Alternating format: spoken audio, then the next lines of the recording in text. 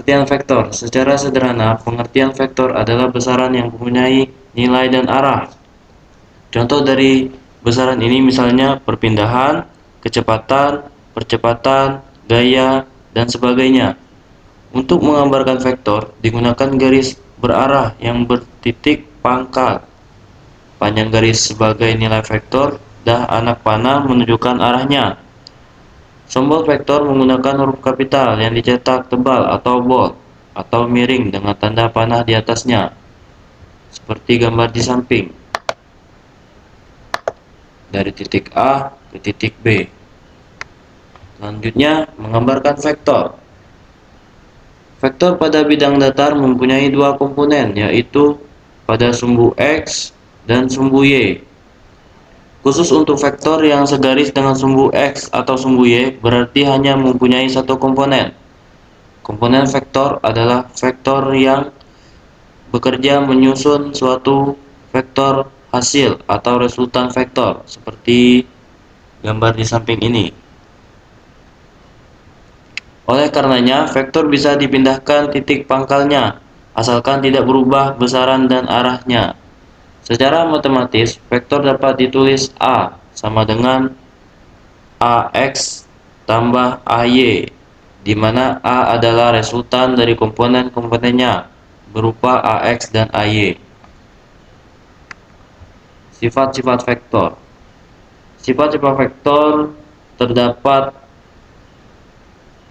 6, yaitu komutatif. A tambah B sama dengan B tambah A. Asosiatif, A ditambah B, buka kurung B ditambah C, tutup kurung sama dengan A ditambah B, tutup kurung tambah C. Memiliki elemen suatu atau elemen identitas.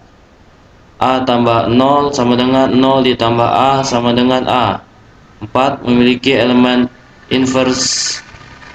A ditambah buka kurung min A tutup kurung sama dengan buka kurung min A tutup kurung ditambah A sama dengan 0. Yang terakhir distributif dengan perkalian skalar.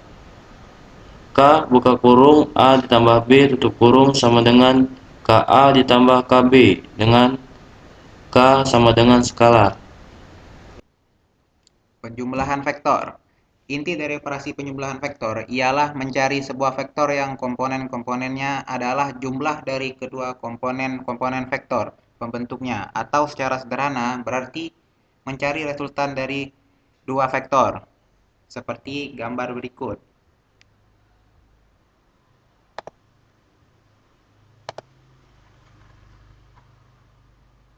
Dikarenakan vektor A searah dengan vektor B,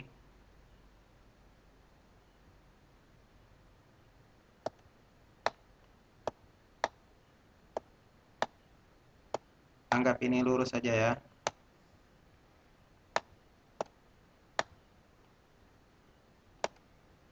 Berarti vektor A ditambah vektor B sama dengan resultannya dari vektor A dan vektor B, dikarenakan mereka searah atau segaris. Untuk penjumlahan vektor yang tidak segaris, misalnya seperti gambar di bawah ini, vektor B mengarah ke atas dan vektor A mengarah ke kanan. Sementara resultannya tergantung dari sudut antara A dan B dan panjang A dan B. Rumus penjumlahan vektor bisa didapat dari persamaan berikut. Untuk menentukan theta, ini rumusnya. Oke, lanjut.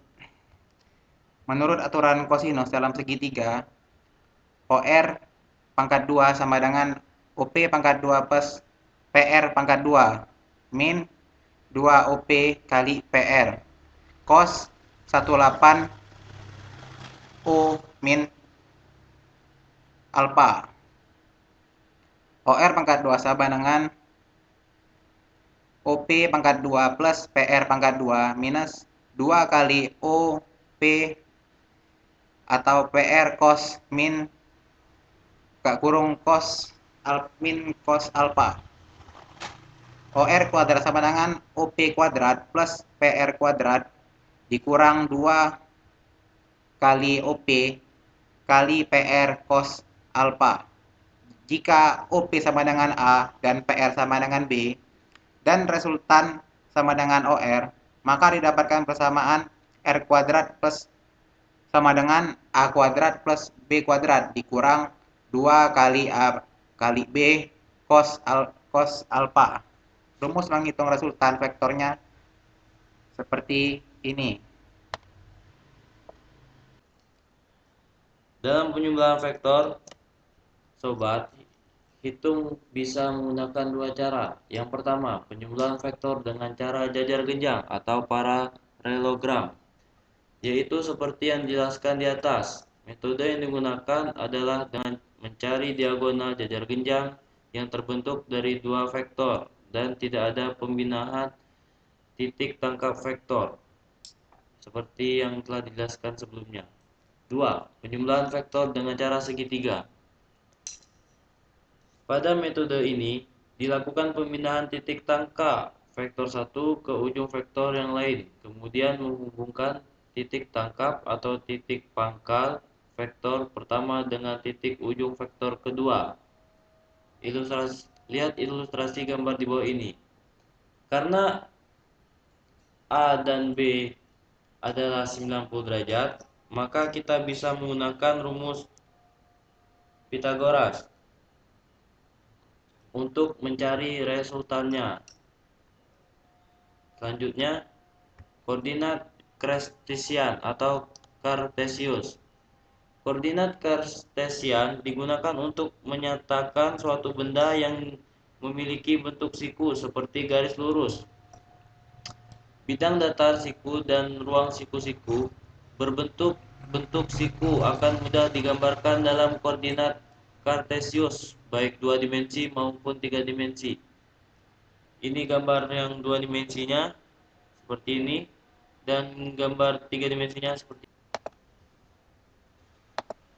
Oke, yang terakhir yaitu aplikasi vektor dalam kehidupan sehari-hari.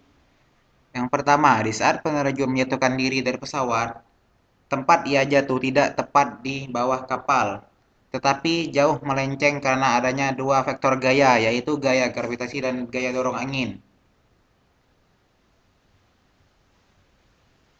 2. Pada saat seorang anak bermain jungkat-jungkit pada bidang miring menggunakan gaya vektor sehingga anak tersebut tidak jatuh dari bidang miring itu. Oke, sekian terima kasih dari kelompok kami. Jangan lupa like and scratch up. Nah,